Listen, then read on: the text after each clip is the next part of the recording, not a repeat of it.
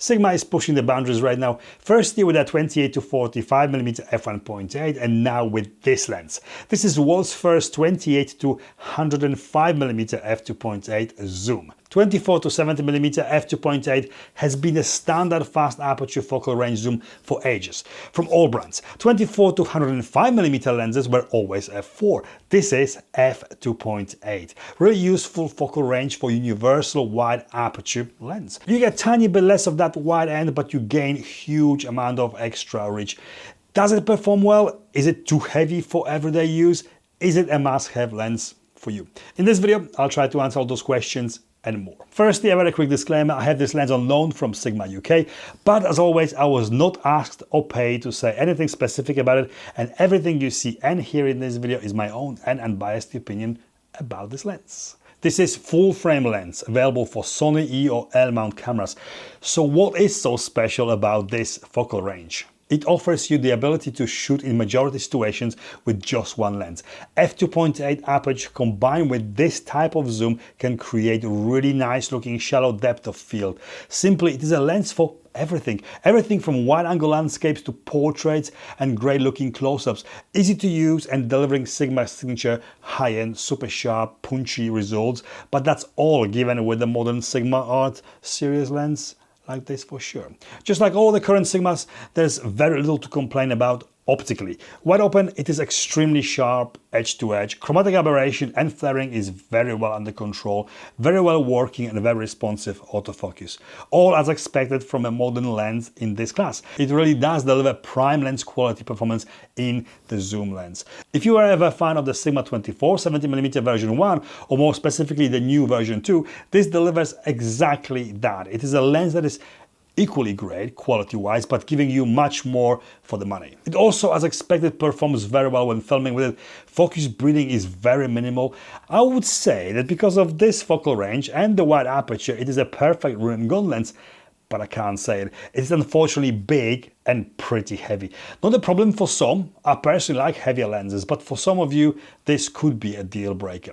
It weighs hefty 995 grams, nearly a kilogram. It also extends quite a bit when zooming in, what can make it a little bit more challenging to use on a gimbal. It has pretty much the same build as the new 24-70 or 70-200mm lenses, made from standard for Sigma tough plastic, weather sealed, fully weather sealed, wide smooth focus ring, and a little bit harder to turn zoom ring. As the lens extends, there's a physical resistance of things moving mechanically out. Plastic on plastic rubbing, not unusual. A lot of switches, two focus hold buttons, they can be programmed to do other things by the camera. Both are linked to each other, so you can't have them doing different things. They have to be programmed to do the same thing. Standard auto manual focus switch, and there's a lock switch to lock the lens at 28mm, so it does not extend by accident or when being pulled out of the bag, for example. It unlocks itself as soon as you turn the zoom ring. This is cool, as you don't have to physically find the switch to unlock it when you need to take a photo quickly. Manual aperture ring, very little resistance to push it into auto or out of auto mode. Luckily, there is a lock switch to lock it in manual or auto mode. You engage it and basically the ring cannot be pushed into auto or out of auto. There's also aperture click, declick button, self-explanatory, but only good for photographers who prefer to hear and feel the clicking or not. For filming, the manual aperture changes are not smooth enough for it to be usable or taken seriously for changing the brightness with it. Large front glass element, 82mm filter thread, making any filter purchases a little bit more expensive. Price, as it is world's first lens like this, it has no competition at all. It is not cheap, but it is Sigma Art, and you know you are getting high quality everything here for your money. £1,400 here in UK or $1,500 in US. Only marginally more expensive than 24-70mm Mark II, but you get significantly more lens here, range-wise and size-wise. I think it's a great price for what it is, a very capable, high quality and very versatile wide aperture zoom.